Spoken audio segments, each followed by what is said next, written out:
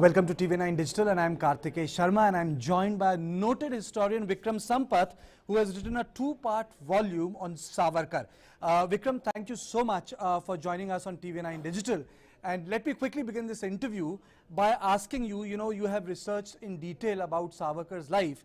So if we have to sum up for the people today, the readers today, what was Savarkar's definition of Hindutva, and was it different from how we perceive Hinduism? Thank you, Kartikeya. Great pleasure to speak to you, and thank you for inviting me to your show. I think that's a very important question, considering the ideology of Hindutva is in its political ascendancy today in India, both at the center and in several states. But the context in which Hindutva was conceptualized by Savarkar in 1923, when he was still in the Ratnagiri prison, was the Khilafat agitation that Mahatma Gandhi was running in India then, where a section of the Muslim community was being mobilized on religious grounds for the re-establishment of a caliphate in distant Turkey. So the Hindutva of Savarkar was one which defined who an Indian, and a Hindu for him was synonymous with being Hindu, with being Indian. There were no theological or religious aspects of Hinduism that Hindutva was concerned with, but somebody who considered this landmass as a sacred geography from the Indus to the seas, and who considered it both his Pitrubhu, the land of his ancestors, and also his Punyabhu, or a holy land, not in terms of religion, but in terms of his or her allegiance and devotion to this landmass. And once again, I put that in the context of the Khilafat, where extra-territorial allegiances were being sought outside India, and a community's participation in the freedom struggle of this country was being bartered in return for, the support to a movement which should actually not matter to people here who rules Turkey, whether it was a caliph or it was Ataturk, Mustafa Kemal Ataturk, should not have mattered to people here. So in that context was what Savarkar, originally conceptualized Hindutva, where the sacred geography of this country was very important and an allegiance to that. Now, over the years, it's been 100 years since he postulated this theory. There's been a lot of change. There have been different organizations. Savarkar was of the Hindu Mahasabha. He was never a part of the RSS, but the RSS too is an important votary of the Hindutva ideology. There were so many other organizations. There were these Boy Scouts, the Ram Sena, the Hindu Rashtradal, a more militant and an aggressive version of the same Hindutva. And today, of course, all these other organizations have died out. It's the RSS and, of course, the political fronts like the BJP and so on, which propagate and propound Hindutva. I think it's vastly different from what it was conceptualized, but it's also similar in some ways in the recent postulations of what even the RSS Sarsang Chalak, Dr. Mohan Bhagwat, has postulated, where he said, we're all of the same DNA, because irrespective of which religion one belongs to now, I think the ancestors were all Indians. They didn't land from, say, Jerusalem or, Persia or Arabia or wherever else. So we all have the same DNA, but we have different faiths and so on. So I think that to some extent it comes back to the same concept of, who belongs to this nation and so on. His critics argue that his, as you mentioned, his idea of Pitrubhumi and Punyabhumi excluded other minority communities. Now, how do you respond to it? Was it contextual, as Mohan Bhagwat said in one of his speeches in 2018, that some of the writings are contextual in context of Hindutva and not relevant today? So how do you sum up that part of Savarkar? Yeah, I think Mohan Bhagwatji, in fact, disassociated himself even from the thoughts of Golwalkar, the bunch of thoughts, which was a little more strident, I think, than what Savarkar propounded, where there were talks of different citizenship classes and all of that for minorities. But then if you see Savarkar's, speeches as the president of the Hindu Mahasabha, they're all compiled in this, treatise called the Hindu Rashtra Darshan. So that, I think, lays clear what his policy and that of the Hindu Mahasabha itself was towards the minorities of this country. And it was not at all exclusivist, where anybody is excluded from the national, mainstream or given a second-class citizenship as is normally alleged. So in these speeches, he time and again, mentions that there need not even be a ghost of suspicion in the minds and hearts of the minorities of this country that any of their legitimate religious, linguistic, or cultural rights would actually be infringed upon by the Hindu Rashtra. And if at all there is ever an attempt to do that, then the state would do all it could to take away these impositions. And in fact, he says that the majority community will not get any extra privileges for being a majority, and conversely, even the minority will not get any concessions just because they are less in number. Everybody is going to be equal in the eyes of the law, which would take precedence. And in your private space, in your house, you can practice whatever faith you want. That should not interfere in the public space or in government policy. So I think secularism in the true sense of the word. And the Hindu Mahasabha also came up with a document called the Constitution of Free Hindustan State in 1945, which has striking similarities to the final draft of the constitution, particularly on matters of secularism and so on, where it gives every citizen who has a domicile of 6 to 7 years is a citizen of India, and he or she is free to practice, profess, and preach his or her religion. And there would be no state religion in Hindustan or any of its provinces, is what this document says.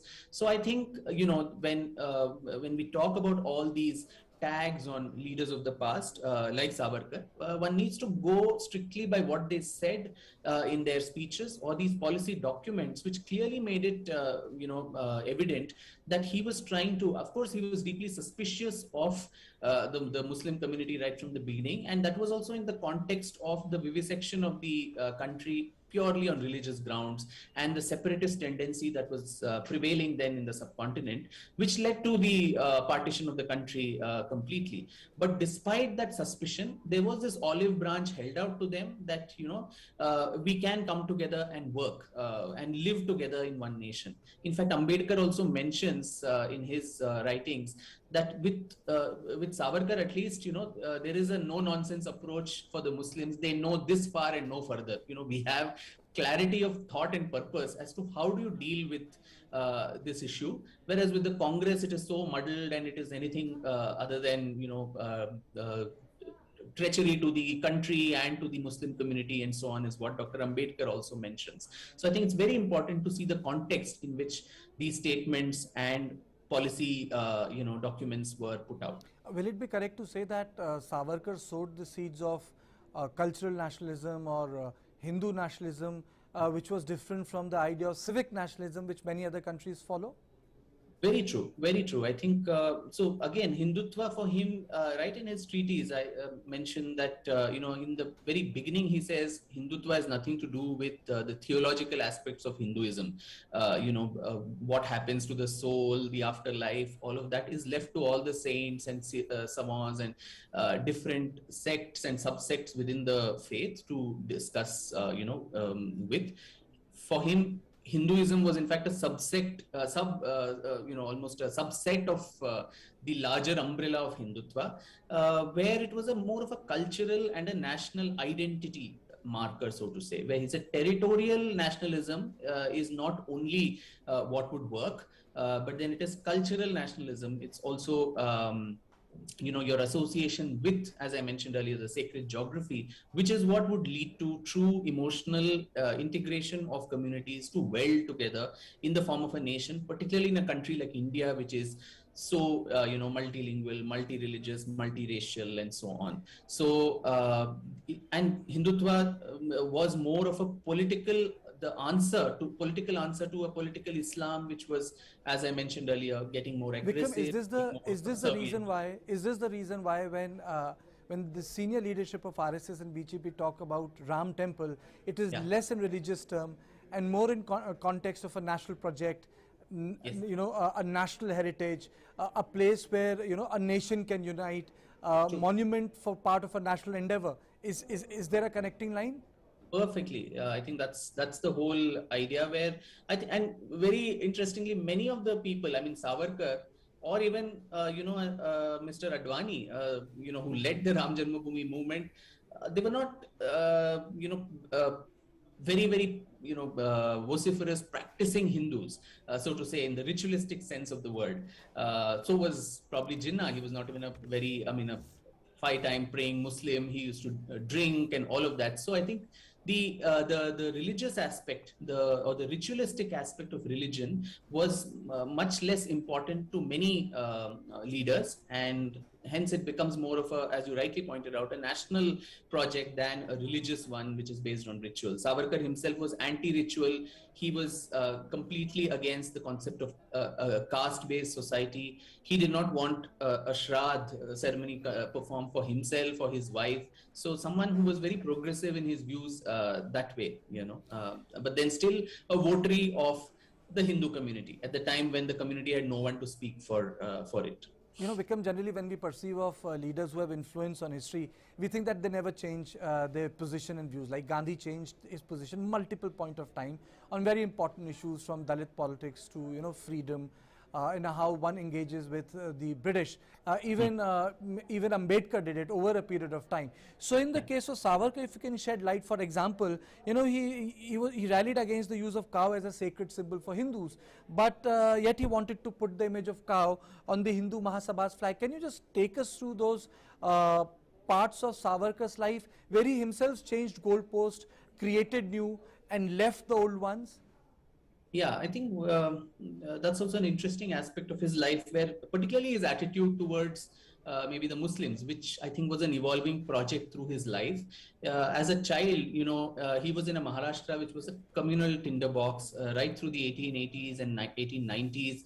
There were so many, communal riots that rocked Maharashtra on the issue of cow slaughter, on the issue of procession in front of mosques, and this is what is noted even in the colonial documents of the time. And leaders of the time, none less than Bal Gangadhar Tilak himself, vociferously protested against the government's what he called as appeasement of the Muslim community. And a young Savarkar also, who was seeing all this, reading the case, he was imbibing these, these concepts, the social concepts of the time. And so you have that famous anecdote of how he and his, friends go in and actually kind of vandalize a mosque which was in disuse. It was not a mosque that was in use. And it was this whole us versus them kind of seeds that was sown in the Maharashtra of the late 19th century. But then the same Savarkar in London, when he was a student there, and he also researched extensively on the 1857 uprising, which he called for the first time the first war of Indian independence. In that, he says Hindus and Muslims came together and they're like different colors of a rainbow. He gives equal importance to all the Muslim leaders of the 1857 uprising, including Bahadur Shah Zafar and so on. But then the same Savarkar also changes in cellular jail, where, the experience there of how the Muslim Jamadars were using torture as a means to ensure a lot of Hindu prisoners could be converted to Islam forcibly. And of course, the Khilafat movement, which, as I mentioned earlier, changed him completely to give this intellectual response to Gandhi. And from then on, there was no looking back, I think. While the suspicion was there, as I mentioned, there was also, as he was progressing closer to independence, he realized that there is no other option but to live together if you oppose partition. And the Hindu Mahasabha was the only political party, which tooth and nail opposed partition till the very end. So if you oppose the partition, then how do you live with people who are demanding a partition? You give them some concessions, you give them, you have a conciliatory approach as to how can you live together despite all these differences that are civilizational and that all of them accounted for. So I think this was the trajectory, one of the trajectories of, the evolution of his thoughts, right, from a young boy till the time of India's partition, particularly on this very, very vexed issue of, Hindu-Muslim relationships and so on which he's beaten up quite often. Vikram, before I move on to other subjects, in your opinion, how much of this Sangha Hindutva ideology and the present dispensation today would you say is influenced or defined by Savarkar's vision? It's so difficult to say that, because I think it's all contextual. I mean, as Dr. Bhagwat mentioned, many of the thoughts and views and opinions of these leaders were relevant at that time. And I think Hindutva as a social, political, cultural philosophy also evolves according to the needs of the time. So we can't really, while the overall overarching idea may be similar to what it was during its conception, I think these all political ideologies and philosophies try to evolve and adapt themselves to the circumstances. I'll give just one instance. I think recently one of the RSS ideologues, Sunil Ambedkar ji, he wrote a book on RSS of the 21st century and what its vision was for India. And among various other things, it also mentioned that the RSS would look at same-sex marriages, things like how there is inheritance, property rights, and all of that for same-sex couples. Now, this could be something that could never have been imagined in the 1920s, and that too of a so-called ultra-right-wing orthodox party. But then if there is a demand for that in society, then an ideology adapts to that, and it changes and evolves. So it's very difficult to pinpoint and say exactly what Savarkar or a Golwalkar spoke about at that time. Many of that may not even be relevant today. There may be other issues that could have taken over, which become relevant, and an ideology needs to respond to that if it doesn't have to be ossified as a fossil. So while the core remains, I think, drawn from these ideals, a lot of it, I think, is a work in progress kind of a ideology. There are two very important aspects in your book. One is about the violence you have addressed in context of after Gandhi's assassination. And the second is the concept of Savarkar's legacy as being contentious. So first, I would like you to ask, answer this question. Why do you say that he's a maligned patriot, and you have a chapter is there where you say it's a contentious legacy. Can you just take us through that? Why did you use the word contentious legacy and a maligned patriot? Yeah. I think that's there for all your viewers to know that almost all the time Savarkar intrudes modern contemporary political discourse like very few leaders of the past do. He forms part of election manifestos. The BJP promised a Bharat Ratna for him in the Maharashtra elections. Rahul Gandhi all the time takes jibes at him. The Rajasthan government decides whether to drop the Veer from his name. The Chhattisgarh chief minister has an opinion about him. So all the time, a man who died way back in 1966, he forms part of political discourse today, where accusations, counter accusations, all of that keep hurling across the board, and including the Congress or the opposition parties think that the best way to get to the BJP is by maligning their ideological ancestor, so to say, and saying he was a apologist to the British, he was a stooge, he gave himself the term Veer, he wrote his own autobiography in a pseudonym Chitragupta, all of which are false and which I have actually refuted with proof and with sources in both my volumes. But then his legacy continues to be contested, continues to be contentious.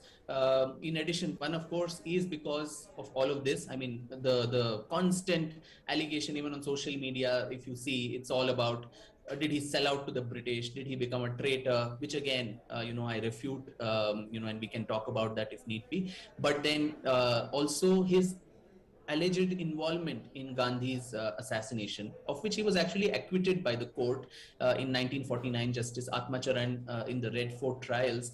But then the long shadow of Gandhi's assassination continues to haunt him even after an acquittal.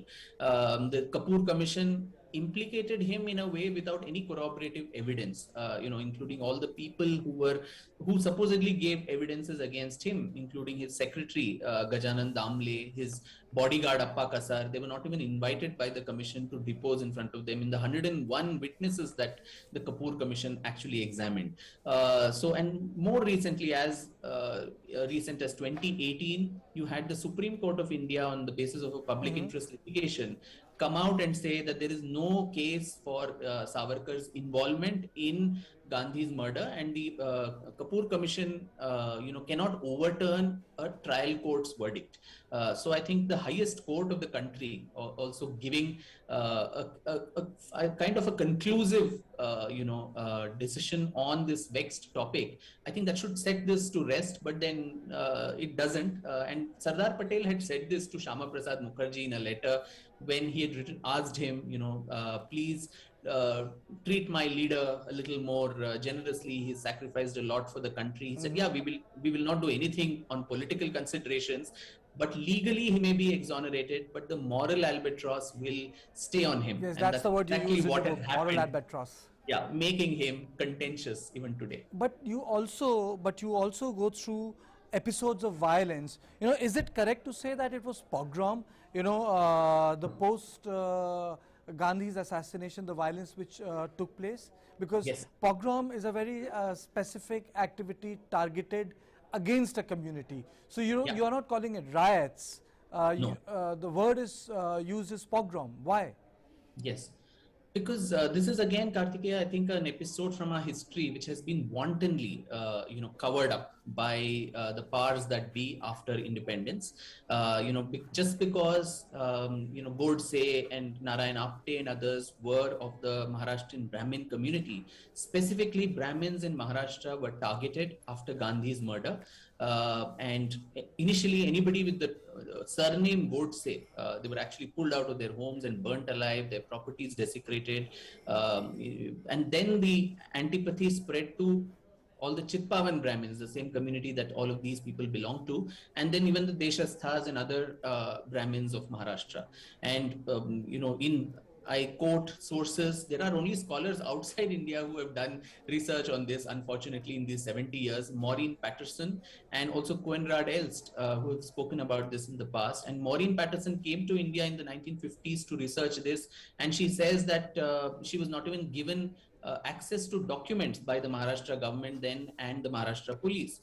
So this was a complete, whitewash and cover up of this incident. But then from Bombay, Pune, Nagpur to also the Deccan region, Satara, Belgaum, the Kolhapur, Meerut, Sangli, Patwardhan states, all of those places, Brahmins were systematically, identified and hacked. People used to be pulled out of buses and trains, identified by their caste and killed. Properties would be burnt. And Maureen mentions that while the exact number of people killed could be over several thousands, the exact number cannot be ascertained because no FIRs were filed, no cases were registered. Even the property losses, she estimates anything from 6 to 10 crores, a huge amount Are in you those saying times. members of a And that political too, party were part of it? yes, yes. And in fact, it was the Congress itself which led many of the mobs. And I mentioned this on the basis of actually, the words of a congressman himself, a very senior congressman, Dwarka Prasad Mishra, who was a Congress, home minister in the central provinces. And he says this, and I quote him: although hardly half a dozen Maharashtrian Brahmins were involved in Godse's crime, a very large number of them had to pay a price for it. Those who indulged in these unlawful activities included a large number of congressmen belonging to non-Brahmin communities. In fact, in Nagpur and Berar, the troublemakers were mostly congressmen, some even being office bearers of various Congress committees. Among those arrested by the police, there were more than 100 congressmen, and I was immediately subjected to immense pressure for their release. In a meeting of prominent congressmen of Nagpur, I had to face severe criticism when they threatened to take their complaint to Home Minister Sardar Patel, that I had to tell them to bring a directive for me from Delhi, unquote. So this was Dwarka Prasad Mishra, a senior Home Minister of the Central Provinces, talking about Congress involvement in this pogrom and how it was hushed up over these decades. And I wish we had not done that. We would have, it was like a trailer to the terrible anti-Sikh riots that rocked India in 1984. So where after a political assassination, members of the community of that assassin sadly end up paying a price for this. In Savarkar's own case, I mean, a mob of 1,000 people attacked his house in Dadar immediately after that. His younger brother Narayan Rao, who had nothing to do with anything of all of this, he was a practicing doctor. He was pulled out of his house and stoned so badly that he was lying in a pool of blood. And almost 1 year later, he never recovered from that injury, and he died of a brain hemorrhage. A year later. So these are all very, very uncomfortable truths of our past, which have sadly been whitewashed in a way that the people of this country will never get to know. Two quick questions. One is that both Ambedkar and Savarkar had very different views and opinions from Gandhi.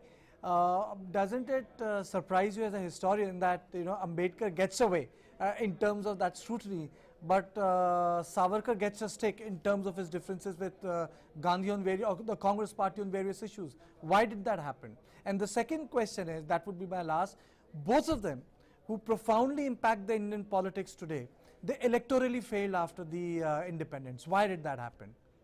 Yeah. So for your first question, I mean, Ambedkar, I think has been, once you appropriate characters of the past and also make them, they enter into the vote bank politics, then a lot of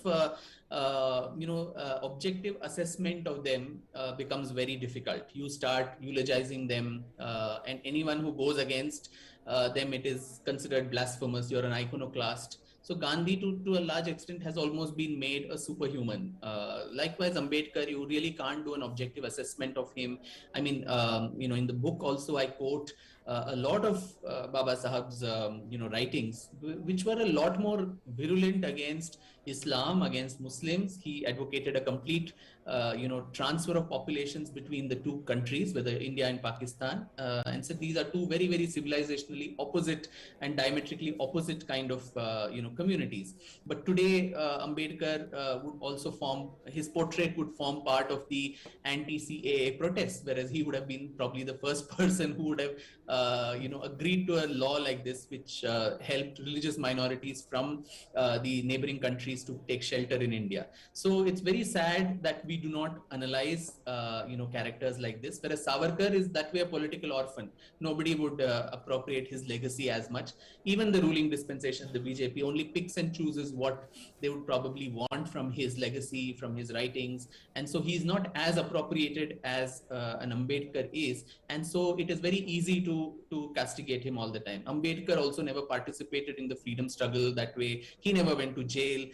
In 1942, when the Quit India movement was raging the country, he actually called it as a treachery against the nation and urged all Indians not to participate in it. He was a member of the Viceroy's Council then. So, but then nobody would call him a stooge of the British or somebody who was a collaborator. Absolutely. But for Savarkar, it is easy to put all these epithets because there is nobody defending his case, and you're not going to lose votes if you probably gain more if you have epithets hurled against him. But your second question, sorry. Yes, absolutely, because that's the most, I would say, ironical part, that these are the two figures which dominate the 80% of the spectrum of the politics today, even more than Gandhi, both Ambedkar and Savarkar, but they were electorally, they were failures during their own lifetime.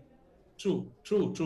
And yeah, I think Savarkar, that way I've also mentioned in the book as well, that as a political leader, I don't think he had that sagacity to carry his party only, along with him. There was so much of dissension within the Hindu Mahasabha. You had his faction versus that of of Shama Prasad Mukherjee, and constantly this Maharashtra versus Bengal tussle that was going on. And so he could not even carry his party along. And the Hindu Mahasabha, though in the initial period of his presidentship, became a fighting fit political party electorally to take on both the Congress as well as the Muslim League.